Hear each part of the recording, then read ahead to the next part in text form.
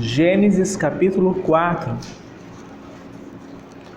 Nós vamos ler a partir do versículo 1. Amém? Coabitou o homem com Eva, sua mulher. Esta concedeu e deu à luz a Caim. Então disse: adquiri um varão com o auxílio do Senhor. Depois deu à luz a Abel, seu irmão. Abel foi pastor de ovelhas e Caim lavrador. Aconteceu que no fim de uns tempos, trouxe Caim do fruto da terra uma oferta ao Senhor. Abel, por sua vez, trouxe das primícias do seu rebanho e da gordura deste. Agradou-se o Senhor de Abel e de sua oferta, ao passo que de Caim e de sua oferta não se agradou. Irou-se, pois, sobremaneira Caim e descaiu-lhe o semblante. Então lhe disse o Senhor: por que andas irado? Por que descaiu o teu semblante? Se procederes bem, não é certo que serás aceito? Se todavia procederes mal, eis que o pecado jaz à porta. O seu desejo será contra ti, mas a ti cumpre dominá-lo. Vamos parar por aqui. Nós já temos visto e ouvido esta passagem há muitos anos e todos nós conhecemos ela. Nós estamos aqui num período pós a condenação, se podemos dizer assim, de Adão e Eva a um exílio, a um distanciamento, a uma separação de Deus por causa do pecado. Obviamente, irmãos, o Senhor não abandonou Adão e Eva, mas a desobediência da palavra de Deus fez com que os nossos primeiros pais, que esse casal experimentasse um fato que se aplica até hoje. Qual é o fato? Que o pecado faz separação entre vós e o vosso Deus. Quando Adão e Eva pecaram, eles experimentaram o que era algo que eles nunca tinham experimentado antes, desde que foram formados do pó da terra. Separação de Deus. Mas, após então a queda dos nossos primeiros pais, embora eles tenham experimentado a morte espiritual, porque Deus já não podia mais ter comunhão com o espírito deles, que havia sido mortificado por causa do pecado, eles passaram então a viver as suas vidas e terem filhos, e serem o que o Senhor Deus havia dito: crescei, multiplicai, dominai a terra, enchei a terra. E o primeiro filho dessa nova vida, se podemos dizer, uma vida que experimentou o pecado, uma vida que experimentou a separação, uma vida que experimentou a mortificação por causa do pecado, o primeiro fruto é Caim.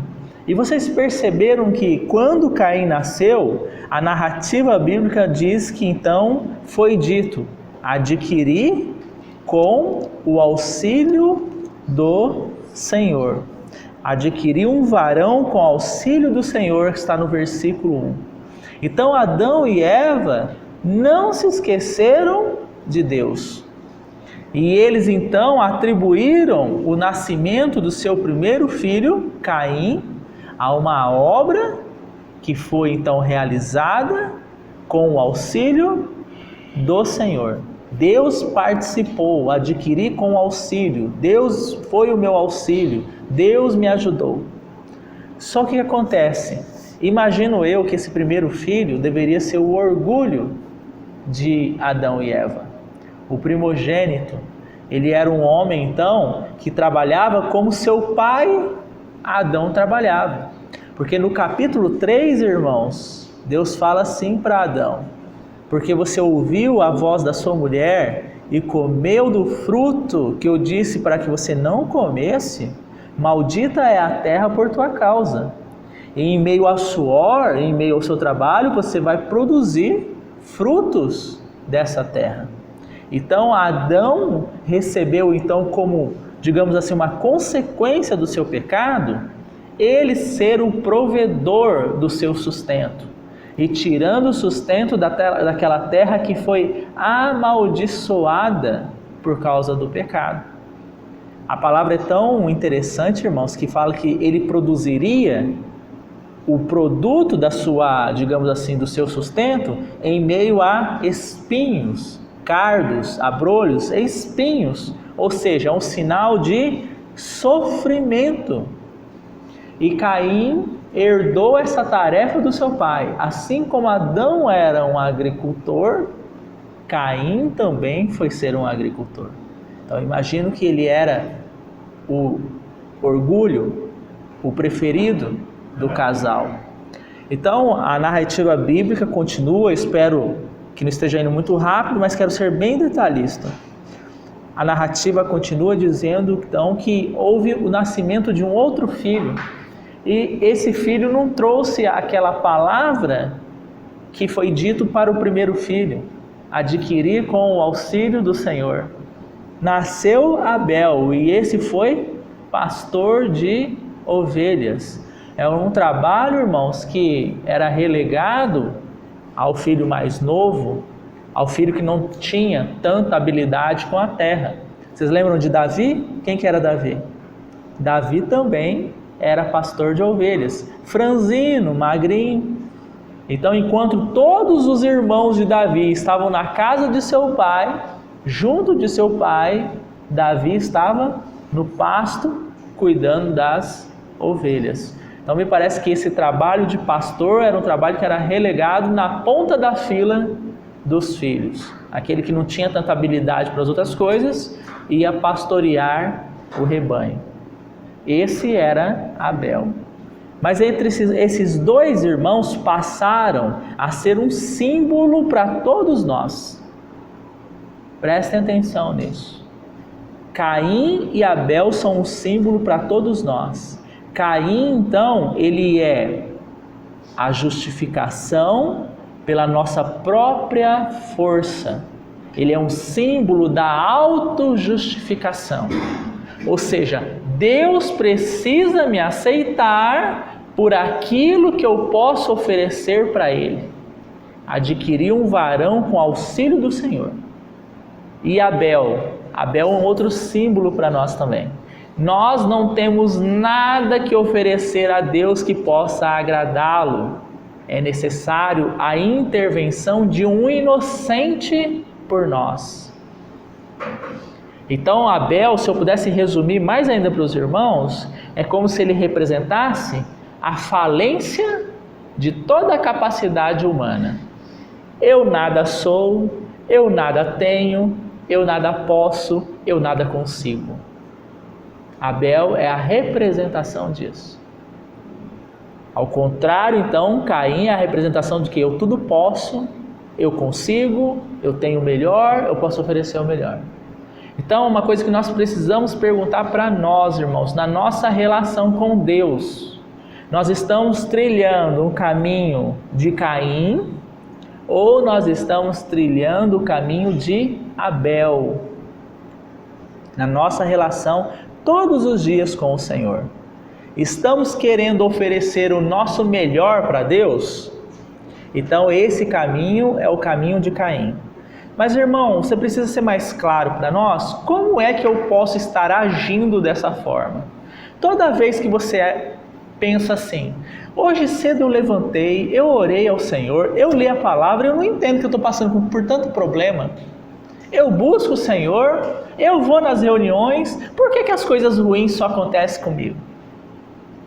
Então você está trilhando um caminho de Caim, por achar que o fato da sua oração, da sua disciplina na palavra, da sua disciplina em participar das reuniões, obrigam Deus a fazer algo por você e por mim. Isso é o símbolo máximo da religiosidade. Aí eu quero pegar com os irmãos, vou citar apenas exemplos bíblicos. Os fariseus, irmãos, eles eram então as autoridades religiosas no tempo que Cristo esteve aqui na terra. Eu não sei se os irmãos sabem disso. E eles se orgulhavam de guardar a lei. Então, vamos pegar aquele jovem rico para a gente entender a parábola lá do jovem rico. Olha, desde pequeno, Senhor, eu guardo os mandamentos. Lembra que ele falou isso? Eu tenho guardado os mandamentos desde pequeno. E aí o Senhor faz uma coisa por ele. Marcos, acho que é só o Evangelho de Marcos que registra isso. O Senhor diz assim: tendo Jesus olhado para ele, o amou e disse: então você vai, vende tudo que você tem e me segue. Então você prestou atenção numa coisa? Aquele homem, desde a mocidade dele, desde pequeno, ele guardava os preceitos do Antigo Testamento. Ele tinha orgulho disso. Olha, eu guardo, eu faço, tem que fazer isso? Eu faço. Só que o coração dele era um coração agarrado aos prazeres deste mundo. Então adiantava, por exemplo, ele guardar o sábado? Adiantava ele não cobiçar a mulher do próximo? Adiantava ele não cobiçar a propriedade do próximo? Adiantava ele não matar, não roubar, não furtar? Adiantava essas coisas? Se o coração dele era um coração que amava esse mundo e os prazeres que este mundo pode proporcionar, quando Jesus deu um caminho para ele dizendo: você tem aqui duas opções, ou eu ou as riquezas, qual foi o que ele escolheu, tendo guardado todos os preceitos a vida toda? Ele escolheu as riquezas. A palavra diz que ele foi embora, ele deixou o Senhor, foi embora, muito triste, porque ele era muito rico. E aí o Senhor disse: olha, renuncia a sua riqueza por mim. Então ele ignorou o mais básico. Qual que é o mais básico? Não terás outro Deus. Vamos pegar o Antigo Testamento, tá? Que ele se orgulhava de guardar. Não terás outro Deus além de Jeová. Mas no coração dele, no trono do coração dele, quem estava lá? Mamon, que é uma entidade espiritual que representa as riquezas desse mundo. Quem estava sentado no trono do coração daquele jovem era Mamon e não Deus. Então a gente precisa, irmãos, na luz do Senhor, buscar refletir, falar: Senhor, é o caminho de Caim que eu tenho trilhado? Será que todo o meu esforço para produzir algo bom, amar o meu marido, ser paciente com meus filhos, será que todo esse meu esforço é para eu produzir algo bom para o Senhor? Porque se for isso, irmãos, nós estamos trilhando o caminho de Caim e daqui a pouco a gente vai ver as consequências disso. Mas antes, agora eu quero apresentar para os irmãos também o caminho de Abel. Como eu disse inicialmente, esse caminho é o caminho de autofalência. É aquele caminho que a gente fala assim: eu não posso, eu não consigo, eu não tenho capacidade, Senhor. Eu não posso te oferecer nada de bom, Senhor. Eu sou um pecador falido. Lembra-se que o Senhor Jesus disse? Ele disse assim: os sãos não precisam de médico, mas sim os doentes. Você percebe? Isso não é só quando a gente estava no mundo e a gente não conhecia o Senhor. Isso é uma realidade para toda a nossa vida. Vocês lembram que Paulo fala em Romanos capítulo 7? Lá ele diz assim: eu não entendo minha própria maneira de agir. As coisas que eu não quero fazer, isso eu faço. E as coisas que eu gostaria de fazer, isso eu não consigo. Então ele vai manifestando essa luta interior, aí ele chega ao ponto de dizer assim: quem me livrará do corpo desta morte? Aí ele diz, mas graças a Deus, por Jesus Cristo, pelo qual eu sou liberto pela lei do Espírito da vida. Essa lei vence a lei do pecado e da morte. Então todos os dias nós estamos nesse conflito. Eu não quero fazer, Senhor, porque eu sei que não é o teu caminho, mas me parece que a minha carne me impulsiona a fazer. Certo? Então a gente foi ganho pela palavra do Senhor, mas agora o Senhor precisa transformar o nosso caráter. Ele precisa formar Cristo em cada um de nós, porque é a lei do Espírito da vida, e não é a Bíblia sendo lida como uma cartilha que nos livra do pecado e da morte. O que é a Bíblia ser lida como uma cartilha? Você abre aqui, aí você vê lá. Você não pode falar a palavra torpe, né? Esteja longe de vós a palavra torpe. O que é a palavra torpe? Palavrão, tá, irmãos? Muitos cristãos ainda têm esse problema de ficar soltando palavrão. Então o Senhor diz, longe de vós, palavra torpe. Mas não adianta você achar que você vai ler isso daqui e falar, então tá, então não vou falar mais palavrão. Então tá, então não vou mais xingar. Não é assim que funciona. O Senhor traz a palavra, porque a palavra escrita, isso que está nas nossas mãos, é a manifestação da vida de Deus. Então o que Ele quer? Ele quer nos mostrar o quê? Está vendo? Você é isso sem mim. Sua boca é suja. A sua boca fala do que está cheio o seu coração. Sem mim você é isso. Agora, em mim, isso pode ter uma solução definitiva. Então, por que os apóstolos não falavam palavrão? Vou pegar bem nesse tópico aqui. Por que os apóstolos não falavam palavrão? Por causa deles mesmos? Por causa da vida de Cristo que estava neles. Por que os apóstolos não roubavam, não adulteravam? Por que os apóstolos não amavam as riquezas desse mundo? Porque neles habitava uma vida que era totalmente avessa, contrária a essas coisas. Eles estavam, o que Atos registra, cheios da vida de Deus, cheios do Espírito de Deus. Então hoje, por que a gente tropeça muito? Eu estou falando de mim também, tá, irmãos? Por que nós tropeçamos muito nessa caminhada? Porque nós não estamos cheios da vida de Deus. Nós temos a vida do Senhor. Irmãos, se você e eu cremos em Cristo, se nós experimentamos a experiência da regeneração, do novo nascimento, um dia o Senhor nos alcançou e nós fomos conquistados por Ele. Aleluia, porque nós nascemos de novo, nós somos novas criaturas. Mas pode acontecer que no processo, então, após o novo nascimento, nós nos apegamos a muito ainda do que é nosso e não queremos soltar. Então, digamos assim, o copo está meio cheio, o jarro está cheio pela metade. O que vai acontecer então? Você vai ter da vida do Senhor, mas você vai ter muito de você ainda. E esse muito de você e de mim é autodestrutivo. A carne, irmãos, ela só busca aquilo que faz mal para nós. Quando a carne cobiça as riquezas, por exemplo, isso faz mal para nós.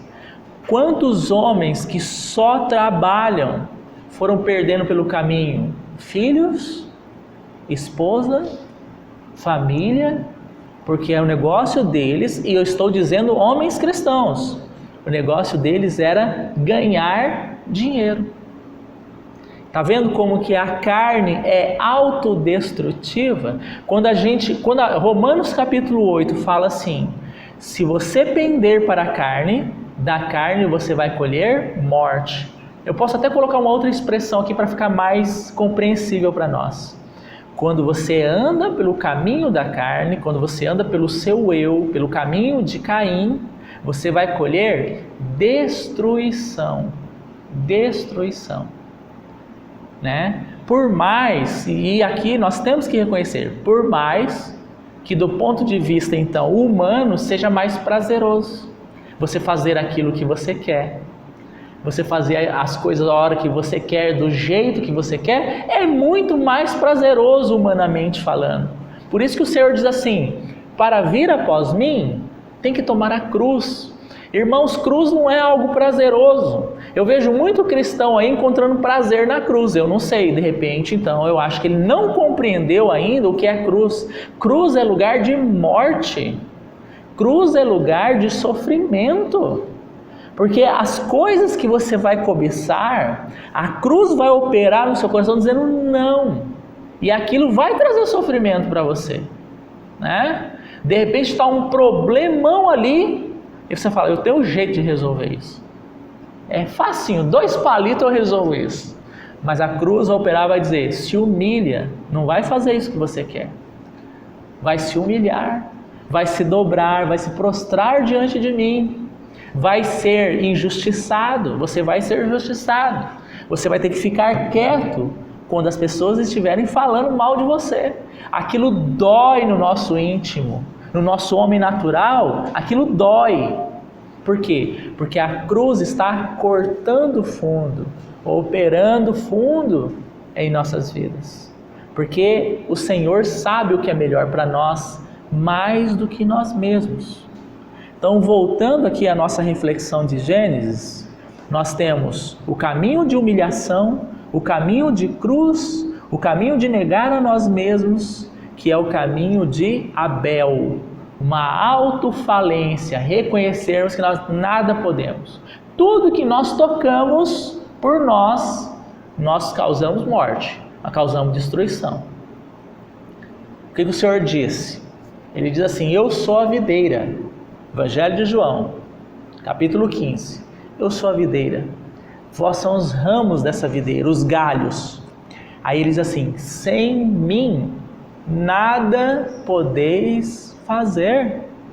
Irmãos, nada, não tem uma interpretação. Vamos lá para o grego para saber o que era o nada. O nada é o que é hoje. Nada, nada. Você não pode andar de bicicleta direito sem Cristo.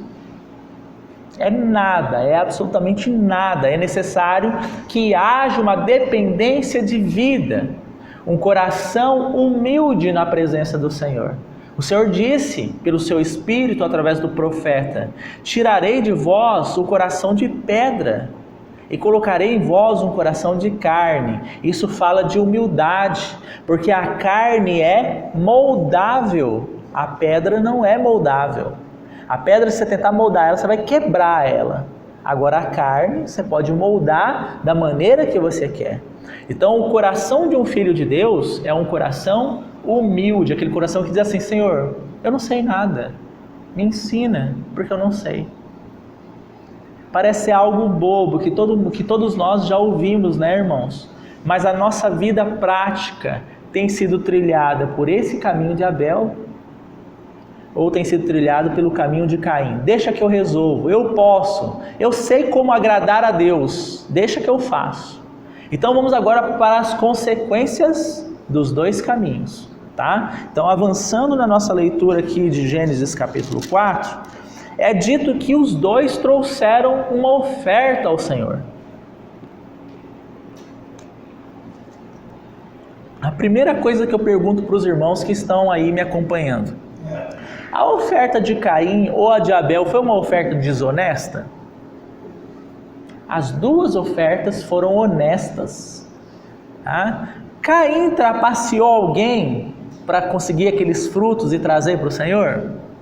Não. Né? Abel roubou a ovelha do vizinho? Não. Né? Então, não foi trapaça, não foi nada de ilícito. Mas por que Deus não aceitou a oferta de Caim, ao passo que aceitou a oferta de Abel? Por uma resposta que tem uma profundidade espiritual muito grande. Então leia aí comigo.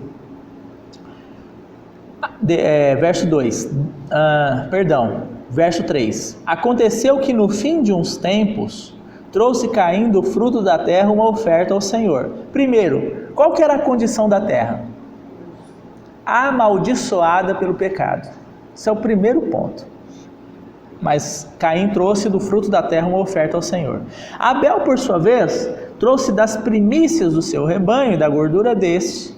Agradou-se o Senhor de Abel e da sua oferta, ao passo que de Caim da sua oferta não se agradou. Irou-se sobremaneira Caim e descaiu-lhe o semblante. Então vamos lá, primeiro ponto. Caim trouxe do seu trabalho, do suor do seu rosto.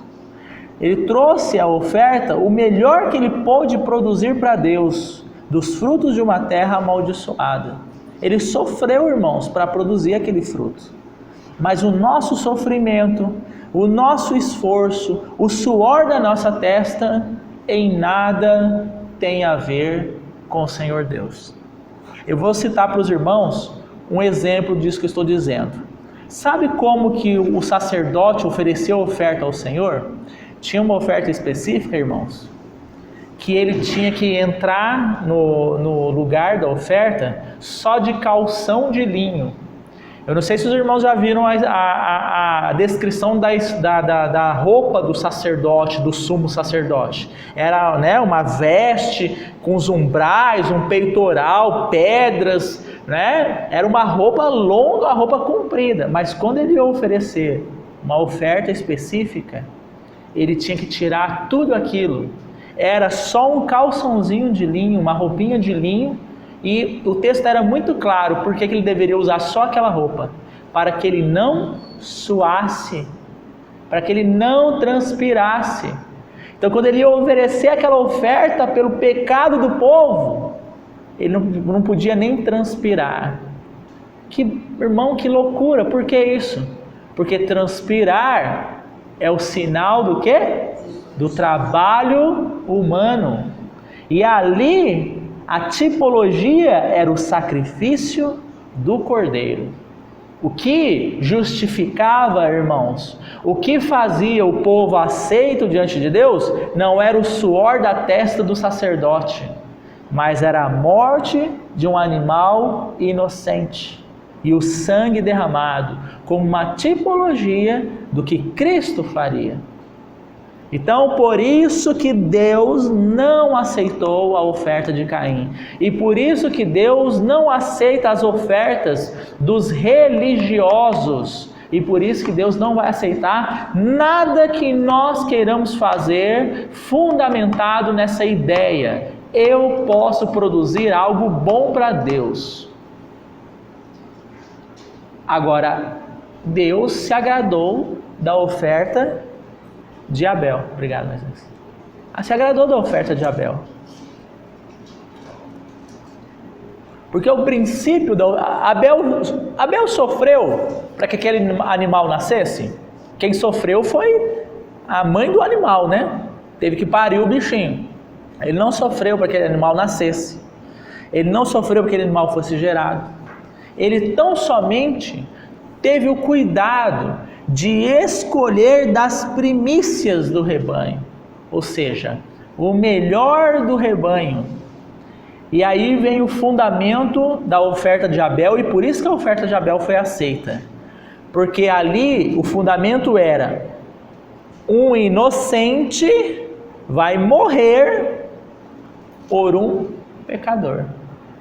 A oferta estava fundamentada nesse princípio. O inocente, uma vida inocente vai ser tirada em sacrifício por um pecador. Um por um, uma troca, né? Uma vida por outra, certo? Esse é o fundamento da oferta de Abel. Como é que a gente traduz isso para nós hoje? Cristo foi dado naquela cruz. Deus amou o mundo de tal maneira que deu o seu Filho. Esse dar é uma via de mão única. Irmãos, se nenhum de nós, se nenhum homem tivesse crido em Cristo Jesus, recebido Ele, assim mesmo Deus teria dado. Porque o que partiu do coração de Deus não foi, eu vou fazer uma troca com eles. Eu salvo eles e eles vão me obedecer. Nada disso. Deus amou o mundo que deu. Mesmo que nenhum dos homens tivesse recebido Jesus, tivesse crido em Cristo, Deus teria dado o seu Filho da mesma maneira. É o que Efésios vai chamar de a salvação, é pela graça. Vamos ler esse texto para mim não ficar só falando. Efésios capítulo 2. Efésios capítulo 2 vai traduzir o princípio da oferta de Abel.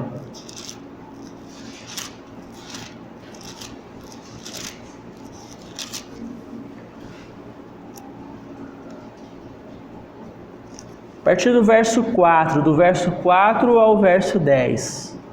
O irmão leia para nós, por favor. Mas Deus, sendo rico em misericórdia, por causa do grande amor com que nos amou, e estando nós mortos em nossos delitos, nos deu vida juntamente com Cristo. Pela graça sois salvos. E juntamente com Ele nos ressuscitou e nos fez assentar nos lugares celestiais em Cristo Jesus, para mostrar nos séculos vindouros a suprema riqueza da sua graça, em bondade para conosco em Cristo Jesus. Porque pela graça sois salvos, mediante a fé. E isso não vem de vós, é dom de Deus. Não de obras, para que ninguém se glorie, pois somos feitura dele, criados em Cristo Jesus, para boas obras, as quais Deus de antemão preparou para que andássemos nelas. A primeira pergunta que eu faço para os irmãos: morto oferece alguma coisa? Morto pode fazer alguma coisa? No verso 5 diz assim: estando nós mortos em nossos delitos, não é verdade? E o que o verso 4 fala? Que Ele nos amou com seu grande amor quando nós ainda estávamos mortos. Você percebe isso? O dar de Deus, Deus dando o seu Filho, Ele nos amou quando ainda nós estávamos mortos. Ou seja, nós não poderíamos, e não podíamos, e não podemos oferecer nada para Deus, e Ele deu o seu Filho. Então, morto não faz nada, morto não pode oferecer nada. Você vai lá no cemitério e pede alguma coisa lá. No mínimo vão chamar você de doido, né? Alguém aqui pode me dar alguma coisa ou fazer alguma coisa por mim? Ninguém vai se movimentar, porque morto não faz nada. E aqui nós estávamos mortos espiritualmente. Mas eu chamo a atenção dos irmãos, porque estamos falando da oferta de Abel. No verso 8 é dito assim: porque pela graça sois salvos mediante a fé. Isso não vem de vós, é dom de Deus. A salvação, então, é um dom de Deus que nós recebemos da parte dele, né? O que significa dom? Uma dádiva, um presente. Seria algo, eu costumo dizer isso porque é muito importante. Imagina que você vai na casa do Jovacir no dia do aniversário dele e leva um presente para ele. Chega lá, o Jovacir fala: eu não aceito que você me dê esse presente se eu não puder dar um presente para você também. Então eu vou te dar um presente, só assim eu vou aceitar seu presente. Imagine como você ficaria ofendido com isso. Porque presente, dádiva, é algo que parte de você e você não está esperando receber nada de volta. E quando aquela pessoa que recebeu a dádiva quer te dar uma coisa de volta, isso de uma certa forma gera um mal-estar. Então, quando nós, tendo sido salvos por Cristo, pela graça de Deus, mediante a fé, uma dádiva, um dom de Deus, nos achamos todos os dias tentando fazer algo para sermos aceitos por Deus, o que nós estamos fazendo? Nós estamos dizendo assim: Senhor, a sua obra somente não foi suficiente. Eu preciso fazer algo. Eu quero oferecer, Senhor, toda a minha disciplina. Eu quero oferecer tudo que eu posso, toda a minha capacidade para o Senhor. Isso ofende o Senhor. Porque o princípio da oferta de Abel é: eu não posso, eu não tenho, eu não consigo e eu não sou nada. Um inocente tem que morrer por mim para que eu seja aceito diante de Deus. Vamos voltar para Gênesis para nós caminharmos para a conclusão?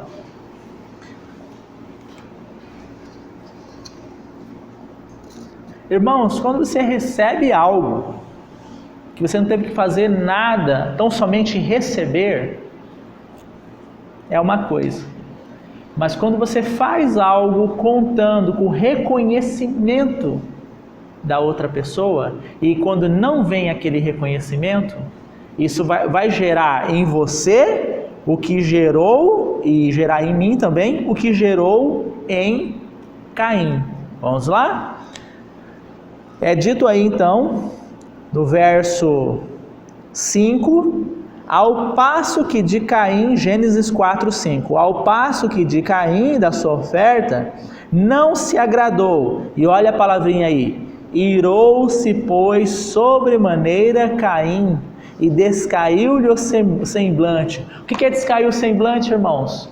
Ficou de bico, ficou de cara feia, né? Deus não aceitou a minha oferta, eu trabalhei tanto por isso, esse inútil aí só foi lá no pasto, pegou um animal e matou, e Deus aceitou. Isso é injusto. Esta é a noção natural de justiça. Eu faço uma coisa boa, eu tenho que receber o bom em troca. Essa é a noção natural de justiça. E todos nós, naturalmente, somos justiceiros. Por que o motivo de tantos divórcios hoje em dia? Por que tantos casamentos acabam? A grande maioria é assim. Eu faço tudo por essa pessoa e eu não tenho nada em troca. Eu só recebo patada, eu só recebo maltrato. Então, qual é o sentido de eu continuar com essa pessoa? Porque nós trazemos a noção de justiça natural. Se eu faço algo bom para a pessoa, ela tem que fazer algo bom para mim. E aí a gente vai caminhando nesse combinado. O dia que ela escorregar comigo, então eu estou livre dela. Eu estou liberto dela. Eu estou autorizado. Pergunta para qualquer um, irmãos. Vai em qualquer lugar onde as pessoas não têm um temor do Senhor, fala assim: ah, o meu marido não me trata bem. Sabe qual é a primeira coisa que eu ouvi? O que a novela da Globo tá cheia. Ué, duas sugestões para você. Seu marido não te trata bem? Separa dele. Ou se não, trata ele mal também. Pronto. São as sugestões baseadas na justiça natural. Igualmente também as mulheres, mas esse conselho é para ambos, na verdade. Então, por isso que Caim se irou sobremaneira. Agora vamos mais. Olha o que o Senhor fala para ele, conhecendo o coração dele. E é algo para nós, irmãos, muito interessante. Verso 7. Se procederes bem, não é certo que serás aceito? O que é proceder bem? É fazer coisas boas? O homem estava caído no pecado. Se procederes bem, não é certo que será aceito, significa, se você reconhecer que você é um falido, como seu irmão reconheceu, você também vai ser aceito, porque a salvação é para todos. A salvação é para todos, ninguém fica de fora. Se você reconhecer que você é um pecador, como seu irmão reconheceu, a salvação é para você também. Agora, continua o verso aí. Se todavia procederes mal, ou seja, se você continuar no seu caminho dessa autojustificação, eis que o pecado jaz à porta. O seu desejo será contra ti, mas a ti cumpre dominá-lo. O pecado está à porta por quê? Porque um coração que busca a autojustificação, quando ele não é aceito, ele começa a maquinar o quê? O mal. Ele começa a maquinar como ele vai fazer para ser aceito, para se livrar do problema. Esse é um coração religioso, né? E como é que isso aconteceu, irmãos? O verso 8 em diante, eu não vou entrar nesses detalhes, mas do verso 8 em diante, o ciúme, a inveja, dominou aquele coração religioso, a tal ponto que nós temos o primeiro homicídio na terra. um irmão tirou a vida do outro irmão por causa da inveja, por causa do ciúme.